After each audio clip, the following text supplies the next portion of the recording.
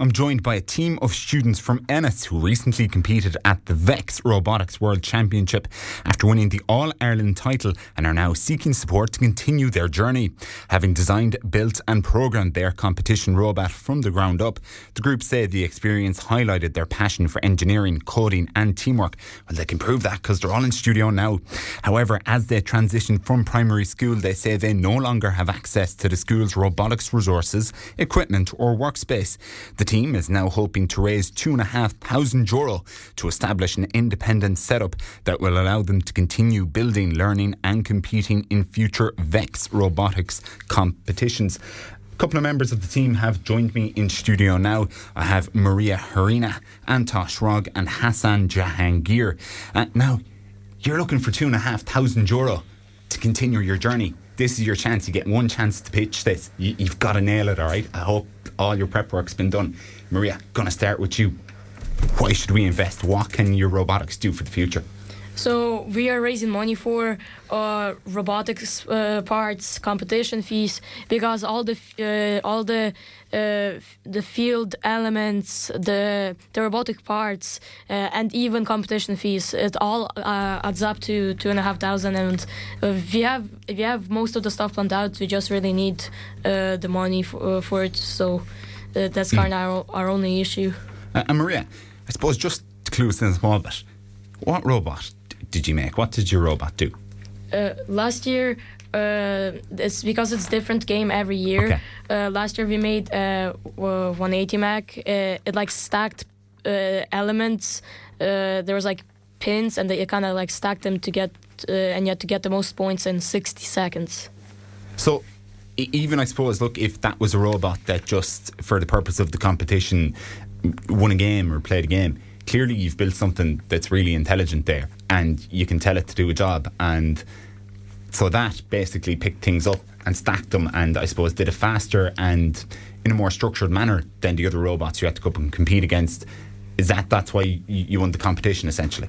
Yes, basically there's like different types, but there was no different types of robots, but there was no tutorials for it. Like there was only instructions for the basic model, but all the other models you had to make them yourself. We worked on it for a lot of time. So basically, you've proved you can build a robot, you can program a robot, you can get it to do jobs that on another day a human might have to do. I can already think of a number of applications that could have, for example, for maybe even if you had somebody in the home who needed a bit of help and they maybe mightn't be able to lift up a plate and put it on the table. That could do for them. What sort of ideas do you have? What do you want to make a robot to do? Go on, Antosh, you're smiling at me there. You take this one. So we want the robot.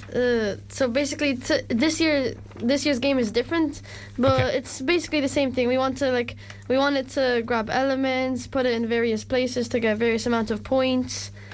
And sorry, Antosh, when you say elements, what exactly? Like, can an element now be anything at all? Like those pair of headphones on the table that she should be wearing, but. So in this year's game, it's beanbags. So you grab beanbags and you have to put them on goals. So there's like heights of goals. There's level 1, level 2 and level 3, and also level 4, which is very high. Yeah. And like the highest, like the more high that the goal is, the more points you get. Yeah. And you're hoping to go to the VEX Robotics competition again. So do you know where you got the day trip to St. Louis, Missouri last year, which I hope you all really enjoyed. Do you know where the destination is this time round, or if you were to do it again? I'm not fully sure, but I'm pretty sure it's every place 2 years. So last year it was the first year for St. Louis, so it's going to be St. Louis again, and then for the next year after that it's going to be Macau in China. Wow, incredible. Hasan, could you tell us maybe like how you started your journey in robotics, what you learned, why you enjoyed it?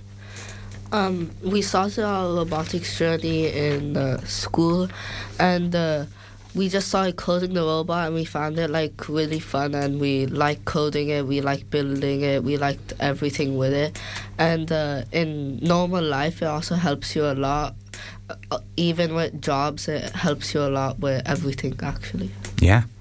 And clearly, look, you've learned a lot of really impressive skills. And coding is such an important skill now, and that's going to be needed as we move into the future, the world of AI, robotics, everyone else. So fair play to you. You've got to jump on the rest of us there. I like this round table format, so I'm going to go back to Maria now, because we started from the left. Let's keep that up.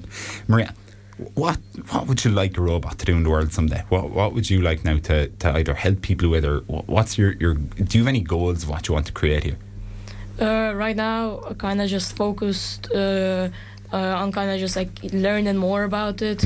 But like, if a robot could be built in the future, maybe something to help people, help the community and everything. Yeah, I think that's a really good cause. Antosh, have you got any ideas that you want to change the world with? Yeah, also like the same, like robotics is going like very far, especially in these years. Also like to help people for various jobs, even like restaurants are starting to have them now. For loads of stuff, robots are used. Yeah, it's. I think it's incredibly impressive as well that at all your young ages you've been able to like really understand that and harness it.